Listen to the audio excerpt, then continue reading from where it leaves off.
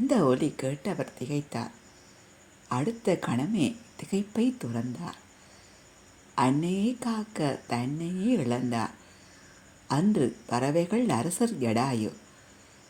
அன்னவரை போன்ற பறவை ஆதலின் இன்று உயிர் தருவோம் உமக்காய். நன்றே இறப்பு தோல்வியை விடவும் என்றே வானரர் உரைத்தது கேட்டு.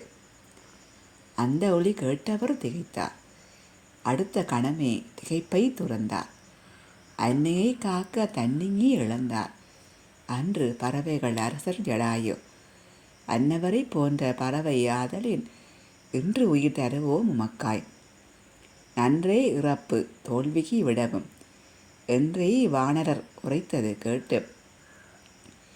என்ன சொன்னீர் ஜடாயு பற்றி? எனது இளையான் அவனே ஆவான். என் பெயர் சம்பாதியாகும். எனக்கு விளக்கம் உரையுங்கள் என்றான். என்ன சொன்னீர் ஜடாயு பற்றி? எனது இளையான் அவனே ஆவான். என் பெயர் சம்பாதியாகும். எனக்கு விளக்கம் உரையுங்கள் என்றான். வீர வானரர் விவரம் கூறினார். வீரன் ராவணன் அநீதி எதிர்த்துமே வீரமுடன் போராடி மண்ணில் ஜடாயு வீழ்ந்த கதை முழுதும் கூறினர். வீரவானரர் விவரம் கூறினார். வீரன் ராவணன் அநீதி எதிர்த்துமே வீரமுடன் போராடி மண்ணில் ஜடாயு வீழ்ந்த கதை முழுதும் கூறினர். தன் கதை அனைத்தும் தெளிவுடன் முன் நின்றவரிடம் உரைத்த சம்பாதி தென்னிலங்கை தன்னில் சிறைப்பட்டே அன்னை சீதை உள்ளார் என்றார். ஆழ்கடல் கடந்து ராவணன் ஆளும் நாடு இலங்கை உண்டு. ஆவன செய்யுங்கள் அங்கே செல்ல ஆபத்து உண்டு வழியில் நிறைய.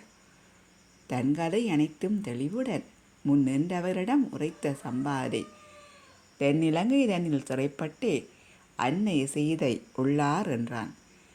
ஆழ்கடல் கடந்து ராவணன் ஆளும் நாடு இலங்கை உண்டு.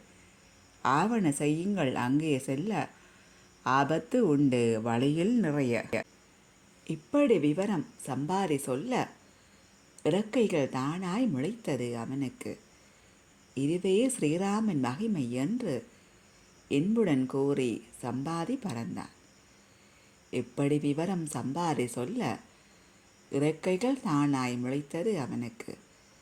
இதுவே ஸ்ரீராமன் மகிமை என்று என்புடன் கூறி சம்பாதி பறந்தான்.